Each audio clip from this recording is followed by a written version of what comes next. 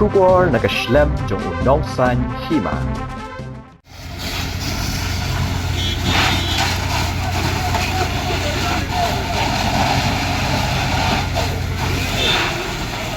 Nongniah jong kawai ka Trok ka bakit ya Khaw FCI ulalat salit na kajengja basonsi hadin bakatei ka Trok ka baunya kala kemding Kynsan hakibenta jong ka surok Umsning bypass Haribhoi district kate kajengja kade hakapor kumbasan chiteng AA menta ka janmit kat ba kate ka Trok kabadon yo registration number AS not iway FC 300 nyosau bat kabalanya da u farijul hok ubarang tumu ban penhap yo Khaw FCI syajawai kat kum kajing yo jingtip la keno bakadaw jong kajing kem ketika Trok kadai namar kajing thut ki wayar hapo ketika kali kat kum ki dorki balayo layo i bakading kalayo ban kelang haki benta ba syakmat jong ketika kali na kalyang ki bor pulit pelibding kathanat umyam tang mar yo jingtip halor kani kajingja kilawan poi marmar bat lala ban pelip no ya kading haswa barkan bamdo ya kakali barok kawai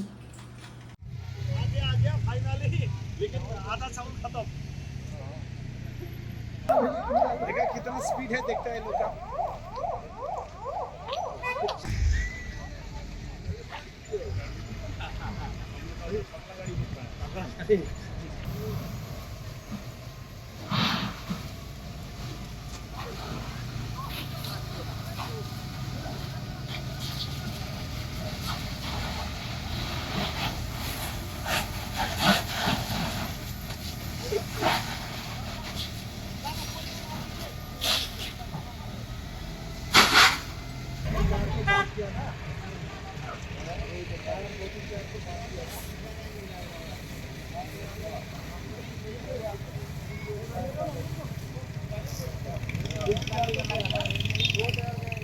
में आया है, गाड़ी हिट भी नहीं हुआ है। ऐसे इधर में आया तो गाड़ी में धुआं निकल गया है। धुआं निकलने के बाद में हम गाड़ी रुका है तो उसके बाद में देख रहा है गाड़ी में आग लग गया है।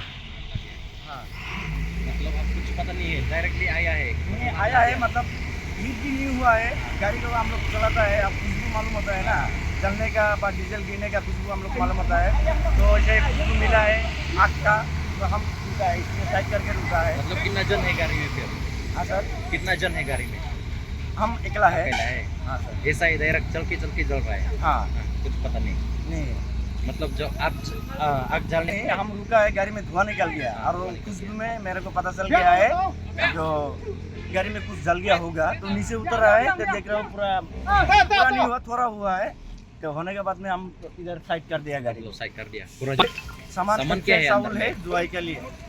चावल है? हाँ सर। दवाई लेने के लिए? हाँ सर। मतलब अंदर का भी जल गया ना? क्या अंदर भी थोड़ा जला है। जला है? हाँ सर।